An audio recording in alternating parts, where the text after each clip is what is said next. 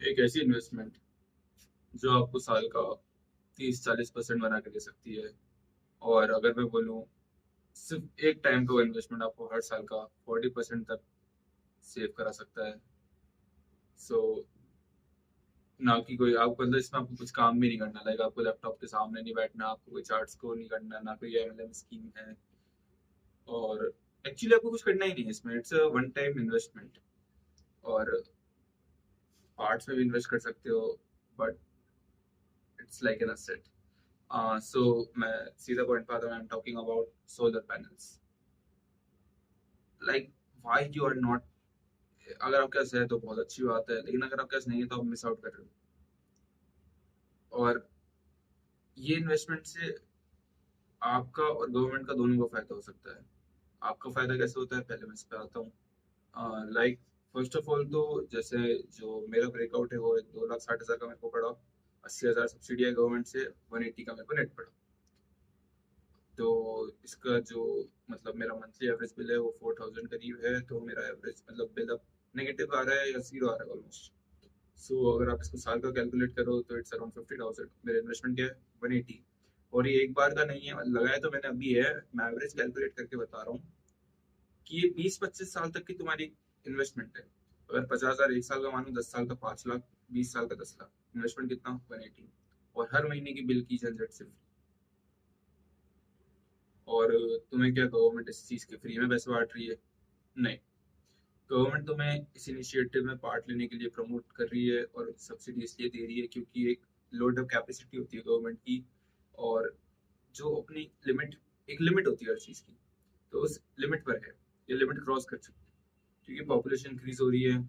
And it's an also shift towards green energy and renewable energy.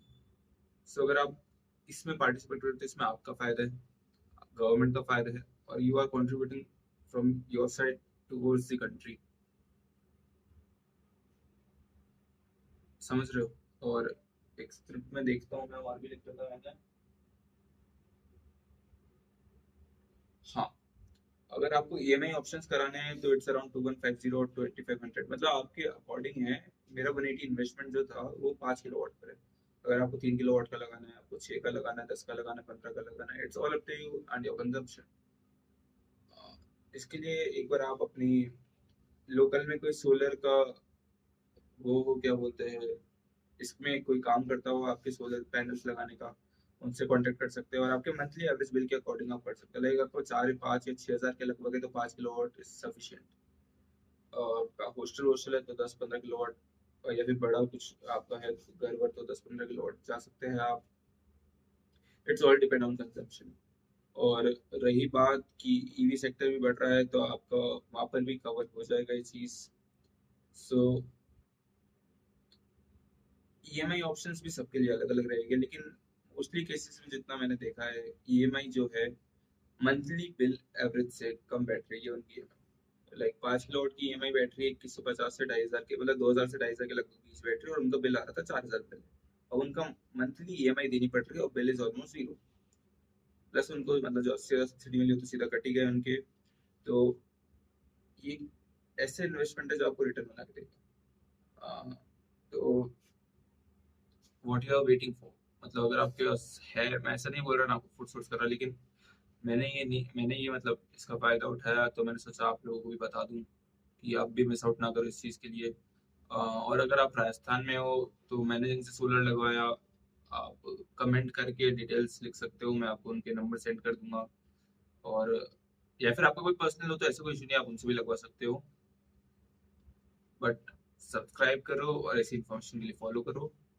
और आपको ये video कैसी लगी, आपको कोई फीडबैक हो, इट्स ट्रूली अप्रिशिएटेड। कमेंट में ज़रूर बताओ क्या चेंज करने हैं, and I am trying to be even 0.1% better by each video.